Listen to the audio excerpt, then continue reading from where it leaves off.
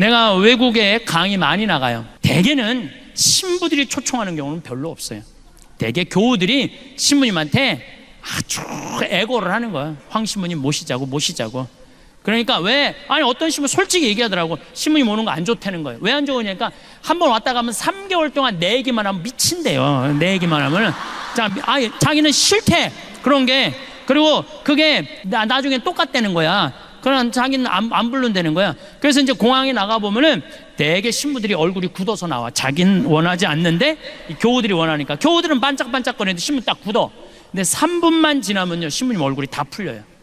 3분만 지나면. 그 나중에 와갖고 교우들이 그래. 신부님 그 차 타고 오면서 신부님 막 욕하고 왔는데 어떻게 3분 만에 저 신부 얼굴이 풀렸느냐고. 신기하다고. 비법이 있어요. 나는 딱 공항에 나올 때 교우들 안 봐요. 딱 그 신부님만 딱 봐요. 딱 보는 순간 그 신부님하고 딱 눈을 마주치고 3분 동안 그냥 무조건 3분 동안 3분 지나고 나면은 다 풀려요. 웃음은 기적의 시작이에요. 웃음은 기적의 시작이에요. 여러분들 유정란 되고 싶으면은 무조건 웃으세요. 무조건. 여러분들 달걀을 보면은요 유정란이 있고 무정란이 있어요. 똑같은 달걀인데 뿅아리를 까는 게 있고 뿅아리를 못 까는 게 있어. 달걀도 똑같은 달걀이라고 달걀이 아니에요. 사람도 유정란이 있고 무정란이 있어요. 사람도 생명이 있는 사람이 있고 생명이 없는 사람이 있어요. 나는 딱 보면 알아. 저 사람이 유정란인지 무정란인지 딱 보면 알아. 어떻게 딱 보면 아냐면은 딱 보면 저 사람 유정란이구나. 저 사람 무정란이야. 딱 보면 어떻게 아느냐면은 웃는 사람은 유정란, 안 웃는 사람은 무정란이에요. 딱 보면 알아요. 여러분들 친구들끼리 이렇게 어울려져 갖고 하루 종일 이 올림픽 공원 이런데 올림픽 공원 이렇게 막 놀고 수다 떨잖아요. 막 수다 떨 때 6명의 친구인데 5명은 막 깔깔거리고 웃는데 1명만 하루 종일 한 번도 안 웃어. 그 친구 보면 여러분 어때요? 어떤 생각 들어요? 기분 확 상해 안 상해? 걔가 무정란이에요. 걔가 무정란이에요. 안 웃는 애가 무정란이에요. 그러면은 그 친구는 왜 안 웃느냐면 그 모임이 재미가 없어서 안 웃는 게 아니에요. 이 사람은 왜 여기서도 지금 나보고 안 웃는 사람 있어. 그 사람 내 강의가 재미가 없어서 안 웃는 게 아니야. 이 사람은 왜 안 웃느냐면은 남편하고 이혼을 해 마라. 여기 앉아있지만 생각은 그 생각 갖고 있는 거예요. 남편하고 이혼을 해 마라. 자식이 하나 있는데 컴퓨터 게임을 새벽 4시까지 해. 그리고 4시까지 오후 4시까지 자 취직도 안 하고 돈도 안 벌고 4시에 일어나고 라면 먹고 또 컴퓨터 게임을 해. 걔 생각하면은요 아무리 웃긴 얘기를 들어도 웃을 수가 없어요. 근데 여러분들의 걱정하는 거에 96%는 해결할 수 없대요. 자식 컴퓨터 게임하는 자식 여러분들 해결할 수 있을 것 같아요? 해결 못해요. 자, 오늘 기분 좋게 강의 듣고 은총 많이 받았어. 오후에 치유 은사도 있어. 기분 좋게 치유까지 받았어. 근데 집에 딱 갔는데 아들놈이 여전히 컴퓨터 게임을 하는 거야. 막 컴퓨터 게임을 해. 그럼 엄마가 기분 좋다가 딱 아들 보고 기분이 확 상해. 그리고 이렇게 말합니다. 나는 너만 보면 신경질이나 컴퓨터 게임 좀 그만해 이 자식아.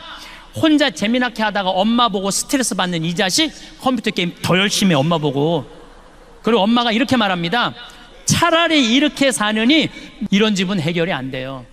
앞으로는 그렇게 말하지 마세요. 여러분 이렇게 얘기하세요. 엄마 2박 3일 동안 평창 놀러 갔다 올 테니까 너 컴퓨터 게임 열심히 해. 엄마 이스라엘 성지순례 10일 갔다 올 테니까 너 컴퓨터 게임 열심히 해. 그리고 또 엄마 제주도 이시돌 목장 갔다 올 테니까 얘가 막 컴퓨터 게임 하다가 뭐가 좋아서 저렇게 맨날 돌아다니지? 나도 한번 나가볼까? 나가는 거예요. 나가는 거예요. 그런데 여러분들 생각을 해봐요. 여러분들 안에 생명이 없는데 애한테 어떻게 생명이 있어요? 여러분들이나 웃고 사세요. 여러분들이나 웃고 사세요. 제가 어떤 분이 와서 신부님 우리 아버지가 청각장애자예요. 근데 신부님 방송을 보고 웃어요. 그러더라고요. 아니 안 들리는데 어떻게 날 보고 웃느냐. 자기도 너무너무 신기하대. 아버지 저게 재밌어요. 그럼 막 재밌다고 그러는데 아버지가. 그래서 나도 내가 평화방송 틀어놓고 소리를 줄였어. 내 방송을 봤어요. 청각장애자 마음을 느껴보려고. 그랬더니 보니까 1시간 내내 나도 웃고 교우들은 이러면서 웃는 거야. 그러니까 그 할아버지는 그것만 봐도 좋은 거야. 그 웃음은 기적의 시작이에요. 웃는 얼굴에 침 못 뱉는 거예요. 그러니까 여러분들 유정란 되고 싶으면 어떻게 하셔? 웃어. 뭐 이렇게 어려워, 웃는 일이. 두 번째, 유정란이냐 무정란이냐 구분법 두 번째는 뭐냐면은 감사하느냐 감사하지 않느냐. 감사하는 사람은 유정란, 감사하지 않으면 무정란이에요. 저는 요즘 더 뼈저리게 느낍니다. 저는 제 생일 때 집에 가갖고 어머니 배를 붙잡아요. 어머니 배를 붙잡고 이렇게 말합니다. 배야 고마워. 네가 나를 10달 동안 여기 넣어줘갖고 내가 너무너무 행복하게 해갖고 내가 이 세상을 너무 행복하게 살고 있고 대한민국에 행복을 전해주니까 이 배가 나 깠으니까 유정란 배 아니야? 유정란 배 고마워. 배야 고마워. 그럼 84살 먹은 할머니, 우리 어머니가 이거 왜 이래? 심히 맨날 나갖고 장난친다고. 장난치는 게 아니야. 지금 이 배가 난 너무 고마워.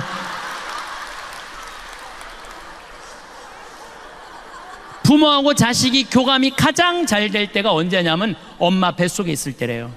애들 말이, 여러분들 자식이 여러분들 말을 가장 잘 들을 때가 언제냐면 뱃속에 있는 10달이라는 거예요. 여러분들이 행복할 때 애도 행복하고, 여러분들이 화가 날 때 애도 화가 난다는 거예요. 여러분이 신경질 난다고 담배 한 대까지 피잖아요. 애는 60가치를 피는데 덜 받는다고. 그러니까 그 기간 동안 행복한 마음으로 아이를 갖고 있었다면 그 애는 행복한 거예요. 근데 그 기간 동안 엄마가 우울하잖아요. 그럼 애는 우울하게 태어날 수밖에 없는 거예요. 그래서 태어나서 10달, 10년의 교육보다 뱃속에 있는 10달의 교육이 더 중요하다는 거예요. 심지어 뱃속에 있는 10달보다 첫날 밤 어떤 마음을 자느냐, 첫날 밤이 더 중요하다는 거예요. 10달보다.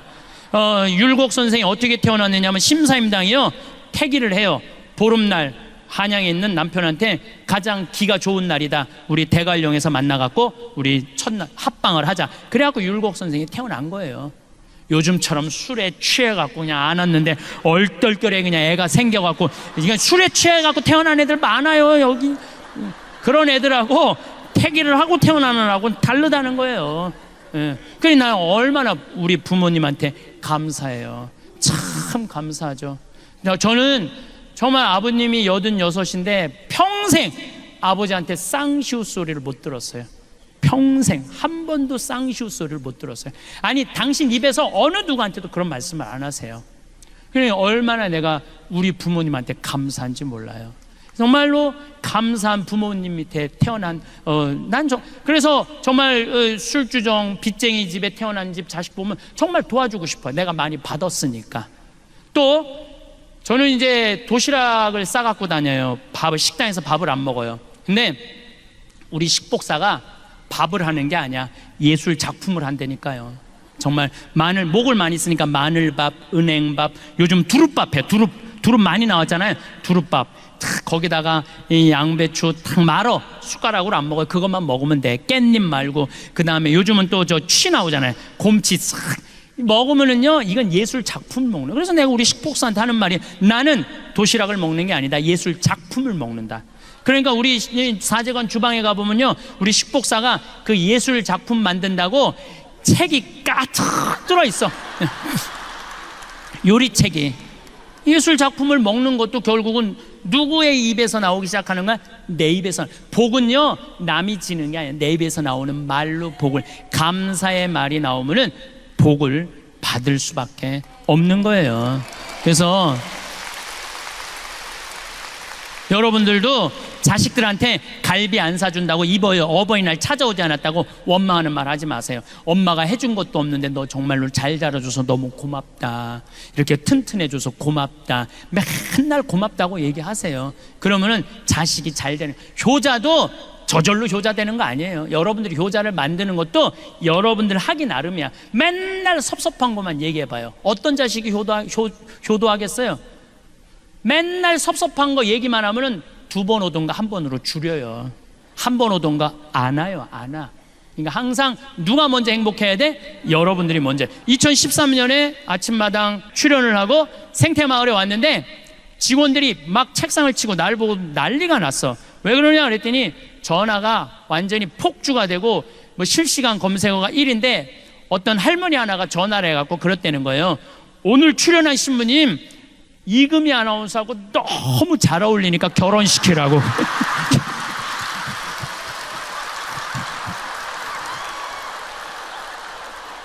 그런데 올해 3월 6일 날 제가 갔다가 왔는데 생태마을에서 또 난리가 난 거예요. 그 왜 난리가 그 할머니 천주교 신자도 아니야. 그 할머니는 그 할머니가 전화해갖고 그러더래요.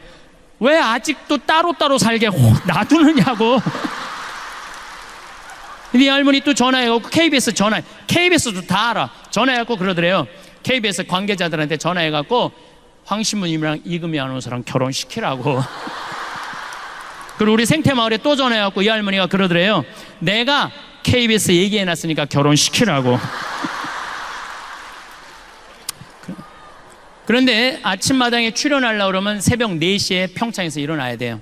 일어나갖고 씻고 어쩌고저쩌고 하고 출연 1시간 전에 분장하고 머리하고 그리고 이제 출연하고 그날 포항에서 강의가 있었어요. 그 내려가는데 11시쯤 되니까 벌써 일어난 지 8시간 넘었는데 먹지도 못한 거야. 너무 배가 고파갖고 제가 감곡 IC 전주 가마솥 설렁탕 집에 잠깐 내려가서 밥 좀 먹자 우리 기사한테. 그래서 이제 밥을 이렇게 설렁탕을 시켜서 먹는데 뒤에 할아버지 3분이 이야기를 하는 거예요. 뭐라고 얘기를 하냐면은 내가 이렇게 밥을 먹는데 할아버지가 3분이 그러더라고. 오늘 아침마당에 출연한 젊은 신부 말이야. 내 얘기를 하는 거야. 내가 밥을 먹는데 뒤에서 아침마당에 출연한 젊은 신부 말이야. 그 신부가 그러는데 늙어서 갈비 먹고 싶으면 지 돈으로 사 먹으래. 근데 처음에 들었을 때는 섭섭했는데 가만히 그 신부가 말하는 걸 들어보니까 맞는 얘기들이라는 거예요. 자식들 바빠 죽겠는데 언제 늙은 부모님 매번 갈비 먹을 때마다 와서 사주냐는 거야. 그걸 어떻게 매번 입맛에 맞춰주느냐 이거야. 그러니까 늙어서 갈비 먹고 싶으면 원망할 것도 없고 서러울 것도 없고 그냥 내 돈으로 사 먹으면 되지. 그걸 안 사 먹어.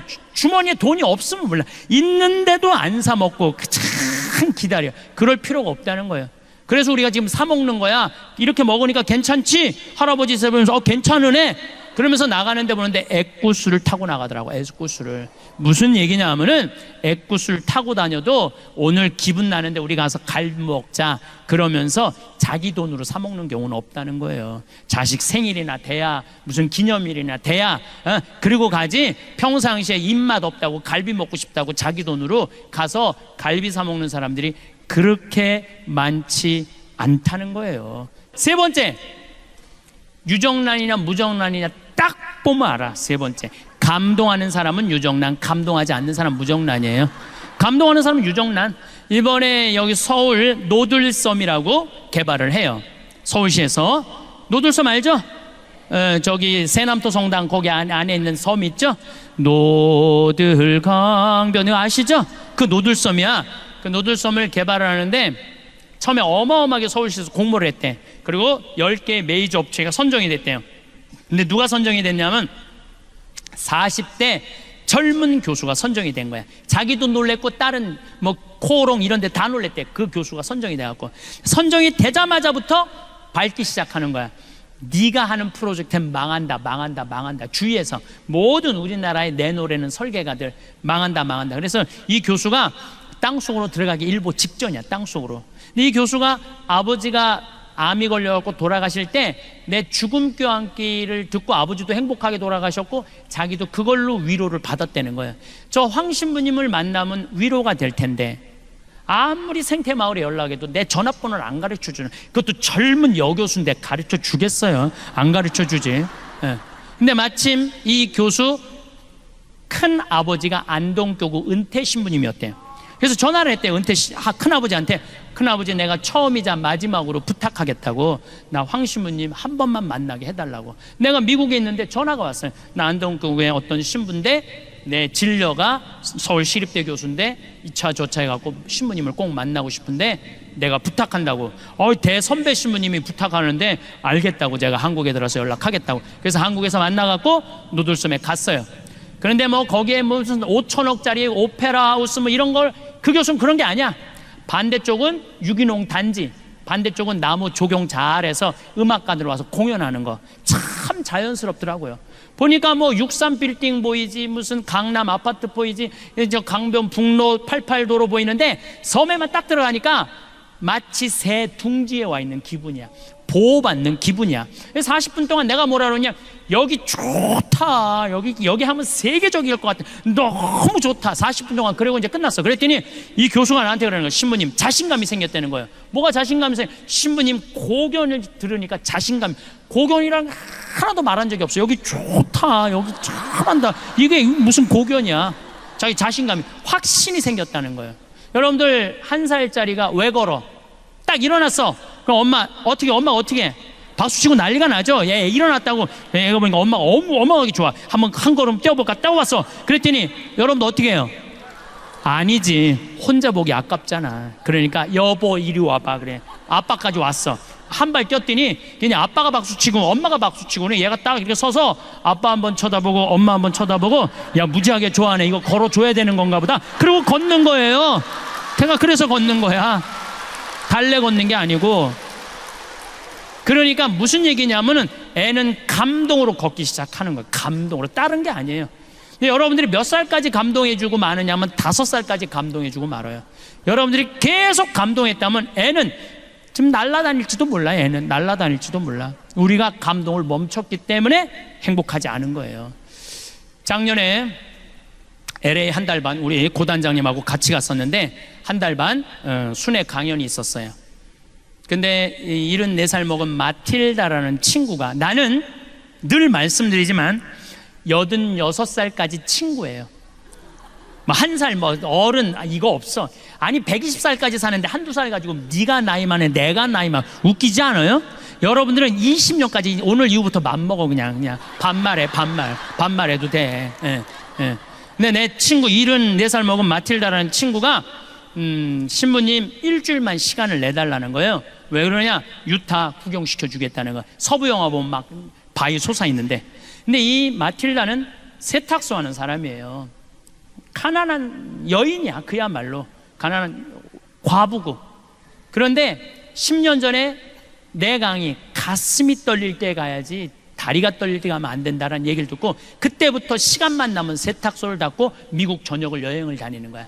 그분이 그런 말을 해. 나는 인생이 180도 달라졌다고. 내가 돈 모아서 싸들 것도 아니고 모으는 대로 여행 다닌다는 거야. 그러니까 그 성당에서 제일 행복한 사람 마틸다. 들고 다니는 거야. 제일 행복한 사람 마틸다. 그 신부님하고 여행을 가고 싶다고 그 3,000km가 되는 데를 3번을 답사를 갔다 온 거예요. 이 74살짜리가. 그러니까 딱 브라이어스 캐년, 캐년랜드, 그랜드 캐년, 델리키드 아치, 그 미국에서 최고로 경치 좋은데 3번을 다 본 거야, 이분은. 그러니까 딱 경치 좋은 데 가고 이분은 경치를 안 보더라고. 나를 보더라고, 나를. 내가 감동하느냐, 데려다 놨으니까 네가 놀래느냐 안 놀래느냐 그거 보고 싶은 거죠. 근데 내가 정말로 그 뷰포인트에 딱 서갖고 내 반응은 정말 이랬어요. 오 마이 갓, 여기 죽인다. 좋아, 아주 좋아. 일주일 내내 그랬어. 일주일 내내. 그랬더니 8명이 여행을 같이 갔는데 그분들이 70평생을 다니면서 이렇게 행복한 여행은 처음 간다는 거예요. 여러분들, 여행은요 어디를 가느냐가 중요한 게 아니에요. 누구랑 가느냐가 중요한 거예요. 누구랑. 감동할 줄 아는 사람이랑 가면은요 그 여행은 즐거운 거예요. 근데 내가 잘난 척 한다고 델리키드 아치라고 우리나라 설악산 울산바위 비슷해요. 거기 가고 여기 우리나라 설악산 울산바위만 못하네. 3,000km나 와서 내가 기껏 텐대는 소리가 우리나라 설악산 울산바위만 못하네. 그러면 그분은 기운이 쭉 빠질 것 같아요, 안 빠질 것 같아요? 쭉 빠지죠. 꼭 여러분들 친구들 중에 이런 애들이 있어요. 나름 경치 좋은 데 데리고 갔는데 한대는 소리가 뭐 한다고 여기까지 와. 그런 애들 있어요, 없어요? 꼭 있어. 그런 애들. 그런 애들이 무정란이에요. 그런 애들이 사람 기운 빠지게 하는 애들. 그 멀리 데리고 왔으면은 야 좋다, 정말로 멋있다, 이렇게 좋은 데를 어떻게 알았니? 이러면요 사람이 행복한 거예요. 뭐 그거 돈 든다고. 자, 웃고 감사하고 감동하는데 돈 들어요, 돈 안 들어요? 꼭 돈이 많아야 유정란이에요? 돈 한 푼도 없어도 유정란 할 수 있어요.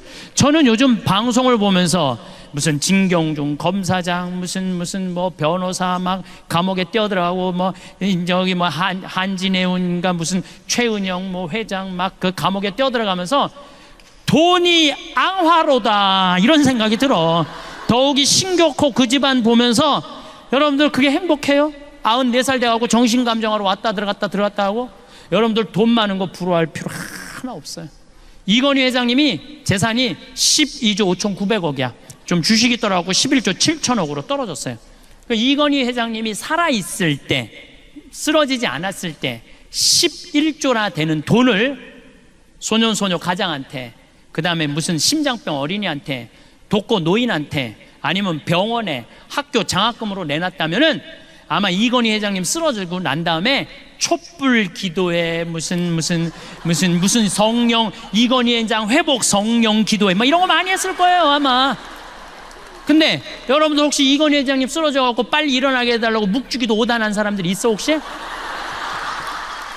내가 이건희 회장이 무정란이라는 게 아니에요. 사람은요 마지막에 돈을 남기는 게 아니에요. 이 사람이 얼마나 가치 있게 살았느냐 안 살았느냐 그게 중요한 거예요. 여러분들이 유정란이 될 거냐 무정란이 될 거냐 나누느냐 나누지 않느냐에 따라서 유정란 무정란이 결정되는 거예요. 나누는 사람은 유정란, 안 나누는 사람은 무정란이에요. 제가 4년 전부터 잠비아 봉사 선교를 떠나기 시작을 했는데 혼자 가기가 멋져갖고 내가 세례준 치과 의사한테 야 너 그 잠비아에 치과가 하나도 없대더라. 가서 입 빼주러 가자.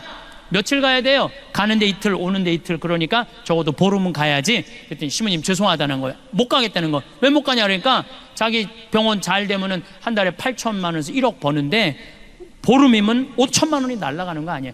그래도 착해. 신부님 2천만 원 봉헌할 테니까 이거 갖고 도와주고 오시라고. 그리고 싹 발을 뺄라고 그러더라고요. 그래서 내가 이렇게 말했어요. 그런데 너 있잖아 2천만 원도 봉헌하고 너도 가야 돼. 그리고 데려갔어요. 데려갔는데 거기는요 이가 우리보다 한 배 반이 길어요. 그래갖고 썩어도 빼지를 못해. 썩었는데 이게 빼지를 못하니까 얼마나 아파요. 그렇지 않겠어요? 이걸 빼주니까 너무너무 시원해하는 거야. 내가 그 이번에는 갖고 올 판이야. 여러분들 보여주려고. 이렇게 길어. 이렇게. 정말 놀랬어요. 예. 그러니까 그 사람들은 42살밖에 못 사는 거야. 그러니까 거기 치과 의사가 왔다니까 이 아픈 사람들이 트럭을 타고 10시간을 타고 오는 거 밤새.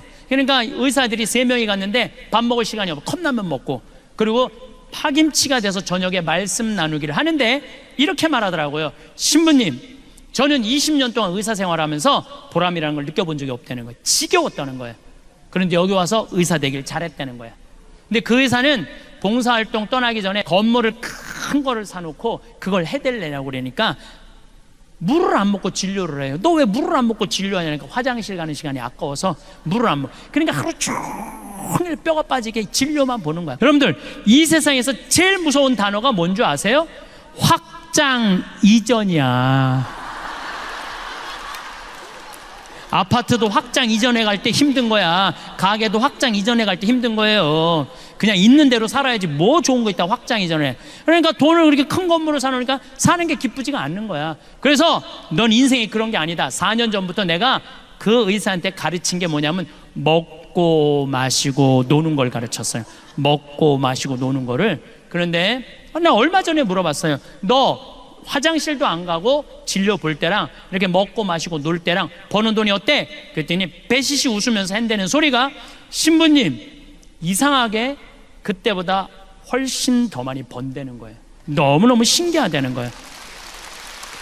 그거 왜 더 버느냐? 내가 분석을 해줘서 내가 너 4년 동안 치과 다녀보니까 위생사가 한 명도 안 간둔 거야. 그전에는 3개월에 한 번씩 바뀌었거든요. 3개월에 힘들으니까 모든 의사부터 뭐 웃겠어요? 그냥 인상을 쓰고 하니까 환자들이 해다가 다 가는 거예요. 근데 지금은 다 반짝반짝 웃어. 그리고 뭐 추석에 10일 놀고 성지순례 간다고 10일 놀고 이번에 잠비아 간다고 보름 놀고 과달루페 성지 간다고 또 10일 논대.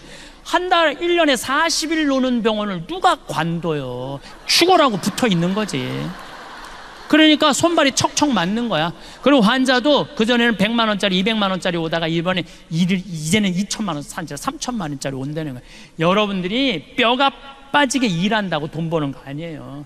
사람은요 먹고 마시고 놀 줄 알아야 돼요. 누죽걸산이라고 그랬어. 누우면 죽고 걸으면 살아. 자, 여기 계신 분들 돈 쓰는 거 아깝다고 집에 누워 있잖아요. 그럼 여러분들 치매 걸리고 허리 아프고 다리 아프고 위장 망가져 갖고 병원비로 다 날라가요. 그렇게 병원비로 날리는 게 나아. 맡기고 평창이고 무슨 삼성산이고 이스라엘이고 이시돌 목장이고 돌아다닐 수 있을 때까지 돌아다니다가 86살에 그냥 죽는 게 나아. 어느 게 나아요? 누죽걸산이라고 그랬어요. 그래서 우리 청국장 사 먹고 돌아다니기 시작하세요. 우리 청국장 사 먹고 돌아다니기 시작하세요. 예. 저는 여러분들이 복음이라는 게 딴 게 아니에요. 이 세상을 살면서 기쁘게 사는 거야. 기쁘게. 내 삶의 주인공은 누구냐면 나야. 남이 아니야.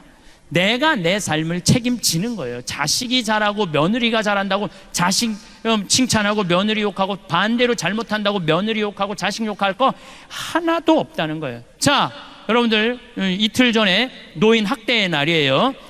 기억하는 날이에요. 10명 중 노인 중에 몇 명이 4명이 학대받는 노인들 4명이 누구한테 학대받아? 자식한테 학대받는 거예요. 남한테 학대받는 게 아니에요.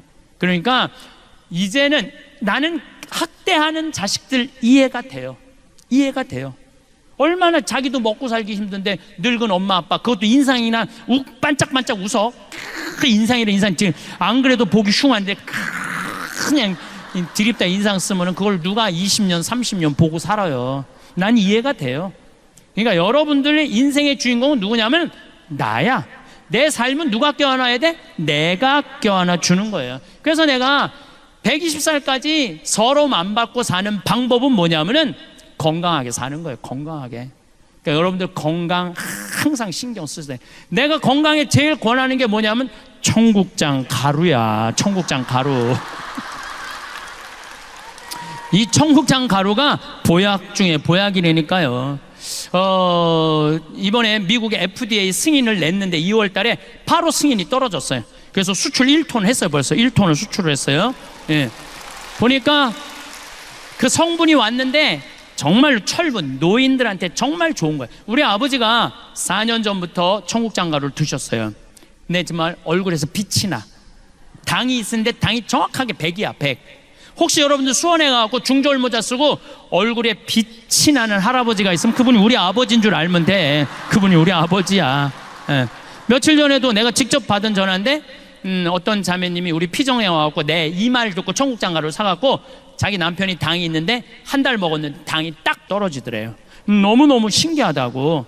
그래서 이 청국장 가루 수입업자가 한국에 와서 우리 된장, 간장, 고추장, 청국장 보더니 이거 다 수입해 가겠다 그러는 거예요. 그러니까 여러분들 나중에는 없어. 살려면 언제 사야 돼? 지금 사야 돼. 내가 저기 갖다 놨어. 저 뒤에다가. 지난번에도 서판교에서 폐암 환자인데 나한테 왔어요. 1년 8개월 됐대요. 항암 한지. 근데 뭘 먹어도 토하는데 우리 청국장 가루 먹으면 안 토한다는 거. 나 그런 암 환자 정말 많이 봤어요. 그런 암 환자.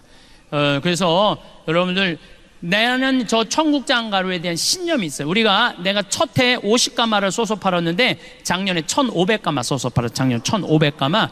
올해는 화천 간동농협, 평창농협 계약 재배예요. 화천군 전체에 청국장이 1년 생산이 100톤이래. 근데 우리가 50톤 갖고 와요. 평창도 50톤. 1년에 200톤을 써요. 그러니까 4개의 군을 살려 먹이는 것. 4개의 군을. 국민들 건강한 것 뿐만 아니고. 예. 그래서 저는 청국장 가루 10,000가마 쏘서 파는 게 내 꿈이야. 10,000가마 쏘서 파는. 나는 돈 벌려고 그냥 버는 거 직원들 월급 다 줘요. 돈 버는 게 중요한 게 아니라 농촌 살리고 국민 살리고 국민들 건강하고. 제가 어제 그 글을 요즘 책 한 권 쓴다고 밤 11시까지 글을 썼는데 제가 쓴 내용이 이런 내용이에요. 어떤 내용이냐면 우리 한국은 사람 너무 많이 무시해요. 돈 있으면 갑질 많이 해요. 그렇죠? 그 갑질 중에 전화 상담원한테 제일 무시해. 전화 상담원들 여러분들 물건 팔라고 그러면 나 필요 없어요. 딱딱 끊잖아요. 그것도 80만 명이야. 그 사람들이 80만 명인데 그 사람들 다 애 키우고 먹고 살겠다고 하루에 200통씩 그 무시당하면서 사는 거예요. 주 예수를 믿으시오가 복음 전하는 게 아니에요. 주 예수 천당 불신지옥, 그게 복음 전하는 게 아니야. 그 사람들은, 나는 요즘 그렇게 상담원이 전화 오잖아요. 그러면 내가 이렇게 말해요. 아, 죄송하다고, 저 아직은 그 물건이 필요 없다고, 다음에 기회 되면 꼭 구입하겠다고. 그럼 그쪽에서요, 정말로 떨리는 목소리로 감사하다고 그래요. 그게 복음이에요. 한 사람이라도 더 행복한 게 복음이야. 주 예수를 믿으시오, 예수 천당 불신지오, 그러지 말고 대한민국이 서로 거치는 게 뭐냐면 사랑의 마음이 없어서 그래. 사랑의 마음이. 그러면은 이제는 죽음 껴안기, 삶 껴안기. 그럼 이제 남은 거 뭐야? 자신 껴안기야. 자, 자신을 껴안으려면은 내가 누군지는 알아야 될 거 아니에요. 내가 누군지는. 그 작업이 우리 인생에 참 중요한 일이에요. 내가 누군지 모르고 사는 사람들 많습니다. 아까도 잠깐 말씀드렸지만 지금 70, 80대, 나 70 넘었다. 손 들어봐요. 70 넘었다. 내가 이게 문제라는 거예요. 70이 넘었으면 가야지. 왜 이렇게 많아? 자, 70이 넘은 분들 가만히 생각해 보면 6.25 전쟁 겪으신 분들이에요. 그렇죠? 고생이란 고생은 다 하셨어. 산전수전 다 겪고 60년대 70년대 우리나라 수출 경제 일으킨다고 자식들 키워보겠다고 있는 고생은 다 하신 분들이야. 자, 그리고 내가 70이 됐어. 그러면은 내가 지금 돈이 1,000만 원, 2,000만 원, 3,000만 원 있어. 자식들한테 쏟아놓은 돈은 보통 5억, 10억이야. 자, 그렇다면 자신한테 적어도 5,000만 원, 1억을 해서 자기를 위해서 정말로 쏟아낸 게 뭐가 있느냐? 자기를 위해서, 자기 영혼을 위해서, 육신을 위해서 한 게 뭐 있느냐? 가만히 돌아봐요. 헛산 사람들이 많다는 거예요. 내가 누군지, 나는 누구인가, 어떻게 살아야 되는가, 이거 모르고 끝까지 희생만 하다가 죽을 때 엄마처럼 살지 말아라 이러고 죽는 사람들이 많다는 거예요. 그러고 살지 마세요. 여러분들 스스로 내가 누군지 나한테 잘해주는 법을 배워야 돼. 저는 강의 나올 때 꼭 거울을 봅니다. 왜 거울을 보느냐면 머리는 잘 됐는지. 암 걸리고 나니까 머리가 엄청 빠지더라고요. 근데 다시 나긴 났는데 옛날같이 복구가 잘 안 돼. 그래갖고 머리가 이렇게 가운데가 벼갖고, 우리 집이 다 숱이 많은 집인데 나만 머리가 벼었어요. 그래갖고 머리가 이렇게 뜰 때가 많어. 그러면 이거 정리도 좀 하고.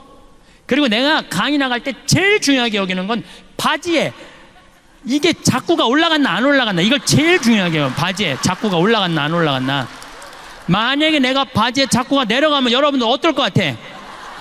눈은 여기 와 있고 정신은 딴 데가 있는 거. 정신은 저 신부님 저거 바지에 자꾸 내려갔네. 이거 보면은 저기까지 나오면은 더 기가 막힐 거 아니야. 이게 저기에 찍히면은. 그러니까 바지에 자꾸 올라갔는지 봐야 될 거 아니에요. 남 앞에 나설 때 나 자신을 점검하는 일은 아주 중요한 일이에요. 남 앞에 나설 때 나 자신을 점검하는 것. 내가 과연 남 앞에 나설 자격이 있는가 없는가. 뭐 내면은 둘째 치고라도 외모라도. 여러분들은 외출할 때 거울 보세요, 안 보세요? 보시죠? 파마는 잘 유지됐는지, 눈썹은 잘 그려졌는지 보시죠?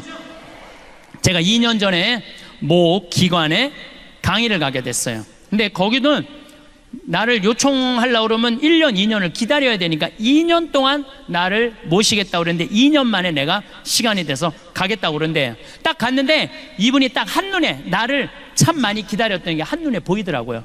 왜 딱 한눈에 알아봤느냐 하면은 화장을 어마어마하게 했어요. 얼굴에다 대고 화장을 어마어마하게 해댔어. 막 머리가 결혼식 가는 머리 있잖아. 막 보여. 막 무스가 이렇게 쫙 한 게 보여.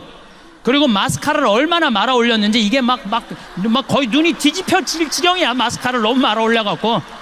그 루즈도 얼마나 진하게 칠했는지 여기가 다 빨개, 얼굴이. 예. 근데 이분이 바빴는지 루즈를 칠했는데 마지막 마무리를 잘못해갖고 여기가 살짝 올라왔어. 이렇게 살짝.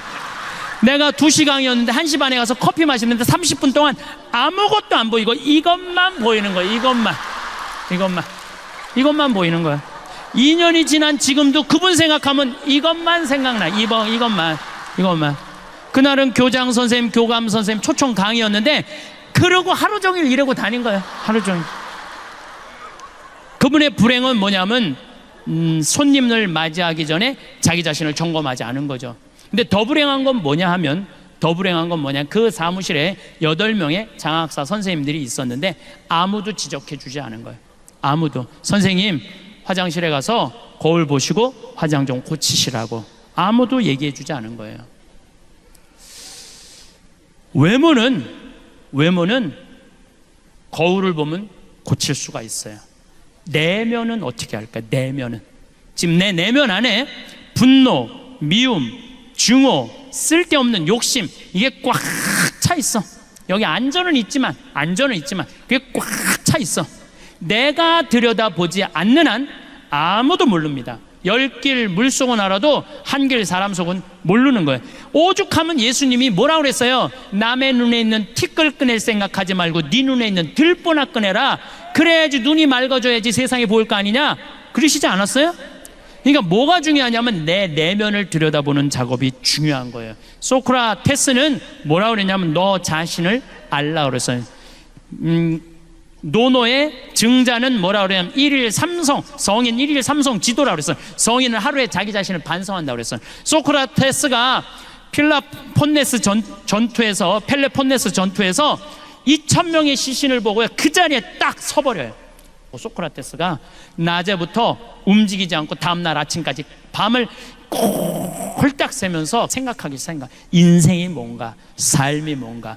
그러고부터 소크라테스는 사랑에 대해서, 삶에 대해서, 자기 자신을, 그래서 마지막까지 자기 자신을 찾는 작업이 우리 인간. 그래서 소크라테스는 이런 말을 해요. 고뇌하지 않는 인간은 인간이 아니라고. 여러분들은 나 자신을 들여다보기 위해서 얼마나 많은 노력을 하고 사느냐. 정말 소크라테스처럼 한 자리에 서서 24시간을 삶을 명상하는 거 해봤는가? 지금 60에 들어선 분들, 70에 들어선 분들 앞으로 40년, 50년 더 살아야 돼요. 남은 인생을 유정란으로 살 거냐, 무정란으로 살 거냐는 누가 결정하는 것? 내가 결정하는 것. 그래서 여러분들 유정란들 되기를 바라겠습니다. 우리는 오랫동안 웃음을 기다려왔습니다.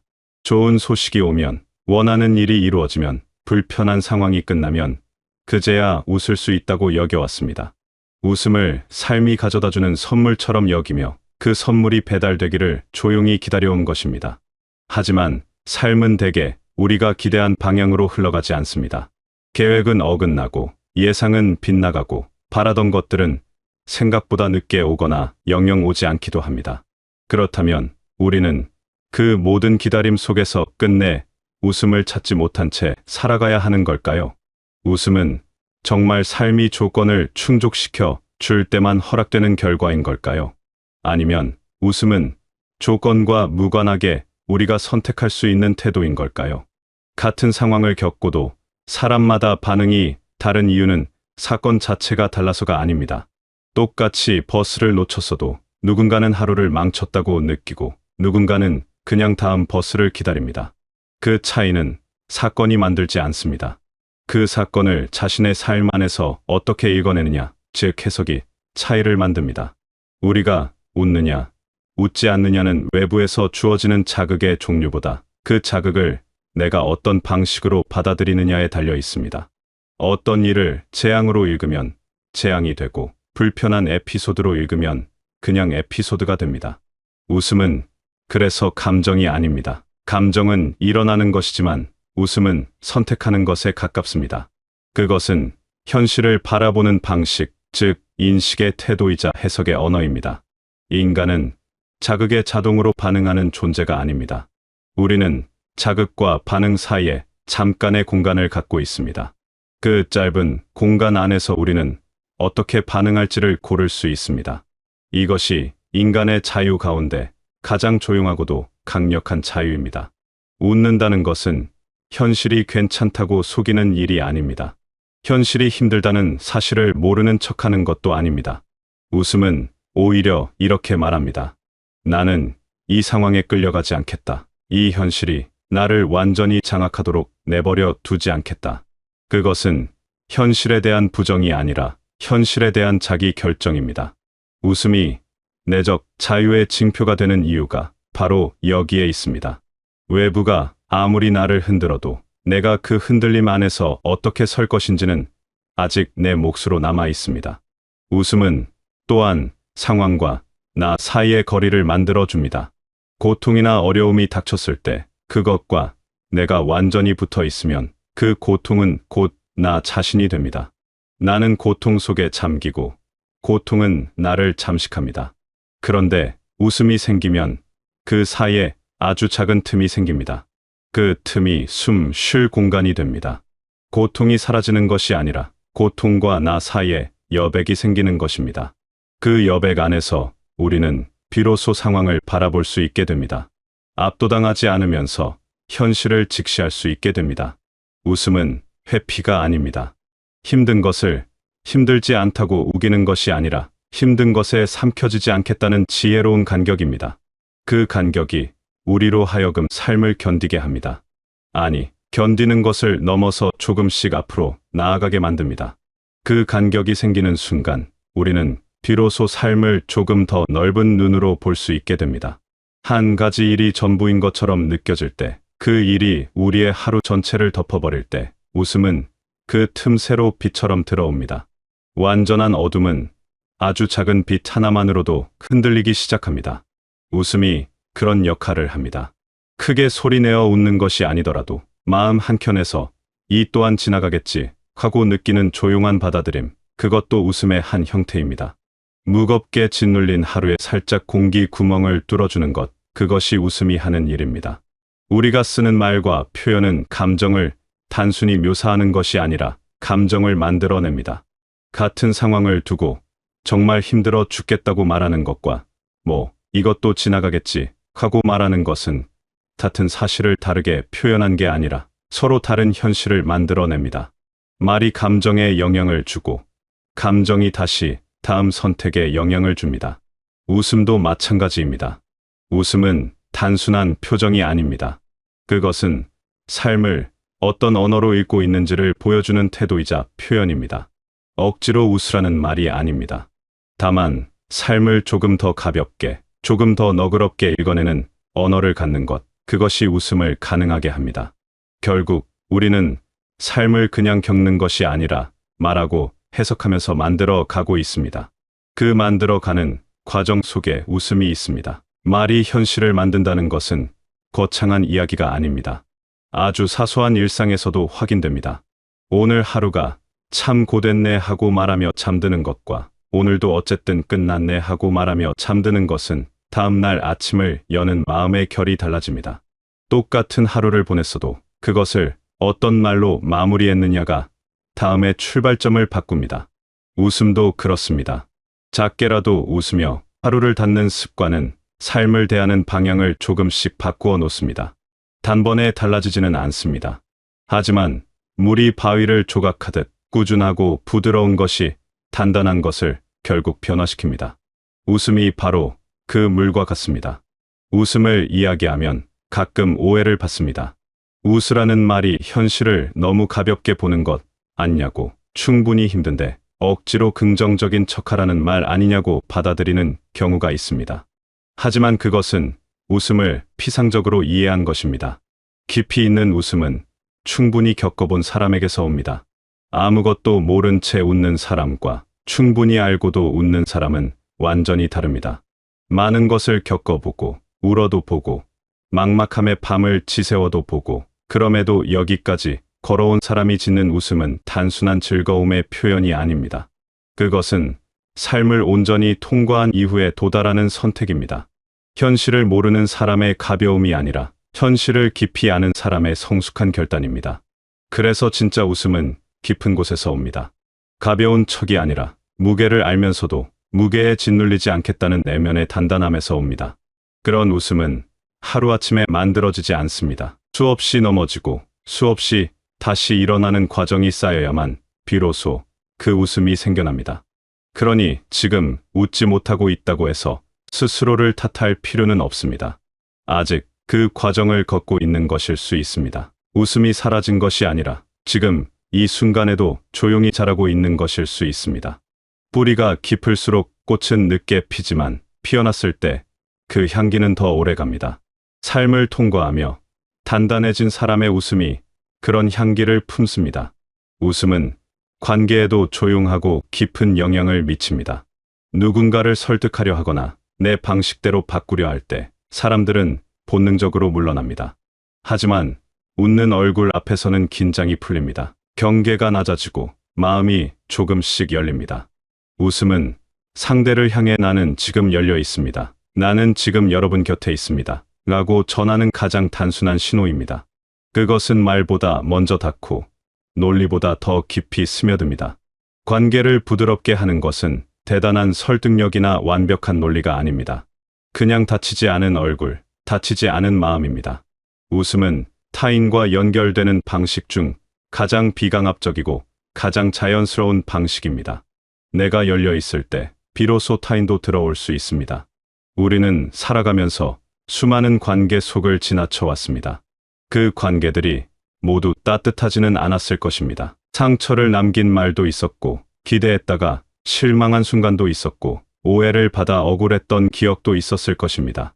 그런 기억들이 쌓이다 보면 사람을 향해 마음을 여는 일이 점점 조심스러워집니다. 다시 상처받을까봐, 다시 실망할까봐 자연스럽게 마음의 문이 좁아지기도 합니다. 그 조심스러움은 충분히 이해할 수 있습니다. 하지만 웃음은 그 문을 억지로 열라고 강요하지 않습니다. 그저 문 앞에 아주 작은 틈을 내어주는 것으로도 충분합니다. 그 작은 틈이 관계를 다시 살아 숨 쉬게 합니다.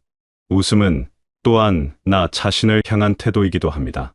우리는 종종 스스로에게 가장 가혹한 심판관이 됩니다. 실수를 하면 끝없이 자책하고 잘못된 선택을 했다 싶으면 오랫동안 그것을 붙들고 놓지 않습니다. 그 무거운 짐을 스스로 지고 걸어가면서도 그것이 당연한 일인 양 살아갑니다. 하지만 웃음이 나 자신에게로 향할 때 그 짐이 조금 가벼워집니다. 완벽하지 않아도 괜찮다는 것, 틀렸다고 해서 가치가 사라지는 것은 아니라는 것, 그 사실을 받아들이는 내면의 너그러움이 나를 향한 웃음에 담겨 있습니다. 스스로를 향해 웃을 수 있다는 것은 스스로를 용서하는 일과 맞닿아 있습니다. 그 용서가 쌓여야 비로소 우리는 더 가볍게 앞으로 나아갈 수 있습니다. 그렇게 자신을 용서하는 연습이 쌓이면 우리는 조금씩 달라집니다. 과거의 실수가 오늘의 나를 규정하지 않는다는 것을 알게 됩니다. 그때 그 선택이 최선이었다는 것을, 그 시절의 나는 그만큼의 힘으로 살아냈다는 것을 인정하게 됩니다. 그 인정이 자책의 자리를 조금씩 밀어냅니다. 완벽한 삶이란 없습니다. 아무도 흠 없이 살아오지 않았습니다. 넘어진 자리마다 흙이 묻고 그 흙이 오히려 우리를 단단하게 만들어줍니다. 그 단단함 위에서 피어나는 웃음은 가장 진실한 웃음입니다. 아무것도 모른 채 웃는 웃음이 아니라 모든 것을 알고도 다시 웃기로 선택한 웃음이기 때문입니다. 삶은 해결해야 할 문제들의 연속이 아닙니다. 살아가는 것 자체가 목적이고 그 하루하루가 완결된 의미를 품고 있습니다. 어느 날은 아무것도 이루지 못한 것 같아도 그날을 살아냈다는 것만으로 이미 무언가를 해낸 것입니다. 웃음은 그 사실을 조용히 상기시켜 줍니다. 오늘 하루도 결국 다 지나갔다는 것, 그것만으로도 충분하다는 것, 그 작은 안도와 수용이 웃음의 씨앗입니다. 대단한 성취 앞에서만 웃을 수 있는 것이 아닙니다. 아무 일 없이 흘러간 평범한 하루 앞에서도 웃을 수 있습니다. 오히려 그 평범함이 얼마나 소중한 것인지를 알게 될 때 웃음은 더 자주 찾아옵니다. 평범한 하루 안에는 생각보다 많은 것이 담겨 있습니다. 따뜻한 햇살이 창가에 들어오는 아침, 오래된 물건을 손에 쥐었을 때 느껴지는 익숙한 감촉, 멀리서 들려오는 새소리, 바람이 살짝 스치고 지나가는 순간, 이런 것들은 아무도 특별하다고 말해주지 않습니다. 뉴스에 나오지도 않고 누군가에게 자랑할 이야기도 아닙니다. 하지만 그것들을 조용히 느끼고 그 안에서 작은 충만함을 발견하는 순간 웃음이 피어납니다. 거창한 행복이 아니라 잔잔한 만족, 그것이 일상을 살아가는 힘이 됩니다. 삶의 의미는 멀리 있지 않습니다. 지금 이 자리, 이 순간 안에 이미 있습니다. 웃음은 결국 삶을 대하는 가장 단순하고도 어려운 선택입니다. 단순하다고 한 것은 거창한 준비가 필요하지 않기 때문입니다. 특별한 능력이 없어도 무언가를 새로 배우지 않아도 지금 이 자리에서 바로 선택할 수 있는 것이 웃음입니다. 어렵다고 한 것은 그럼에도 우리가 좀처럼 그 선택을 하지 못하기 때문입니다. 우리는 여전히 조건이 갖춰지길 기다립니다. 모든 것이 괜찮아지면 그때 웃겠다고, 이 상황만 지나가면 그때 마음이 편해지겠다고 생각합니다. 하지만 그 조건은 생각보다 잘 오지 않습니다. 설령 온다 해도 이내 또 다른 조건이 생겨납니다. 웃음을 조건 뒤로 미루면 웃음은 언제나 저 다음에 있게 됩니다. 웃음은 기다리는 것이 아닙니다. 먼저 선택하는 것입니다. 현실이 허락할 때까지 기다리는 것이 아니라 현실이 어떠하든 내가 먼저 내미는 것입니다. 그 선택이 쉽지 않다는 것을 압니다. 지쳐 있을 때, 실망한 뒤, 혼자 감당해야 하는 무게가 느껴질 때 웃음을 선택하기란 정말 어렵습니다. 하지만 바로 그 순간, 그 어려운 자리에서 웃음을 골라낸다면 그것이야말로 가장 깊은 자유이자 가장 성숙한 삶의 태도가 됩니다. 아무도 강요하지 않았는데 스스로 웃음을 꺼낸다는 것, 그것은 삶에 대한 가장 조용한 긍정입니다. 지금 이 글을 읽고 계신 여러분에게 조용히 전하고 싶습니다. 지금까지 걸어온 길이 결코 가볍지 않았을 것입니다. 말 못할 순간들도, 혼자 삼킨 것들도, 아무렇지 않은 척 넘긴 날들도 분명 있었을 것입니다. 그 모든 것을 지나온 여러분이 오늘 하루 아주 작은 웃음 하나를 먼저 꺼내 드셨으면 합니다. 그것이 세상을 바꾸지 않더라도 여러분 자신을 조금 더 부드럽게 안아주는 일이 될 것입니다. 웃음은 조건이 맞아서 짓는 것이 아니라 조건이 어떠하든 스스로를 포기하지 않겠다는 마음의 표현이기 때문입니다. 그 마음이 지금의 여러분을 이 자리까지 데려온 힘이었고 앞으로도 여러분 곁에서 가장 든든한 동반자가 되어줄 것입니다. 오늘도 그 마음을 잃지 않는 하루가 되시길 바라겠습니다.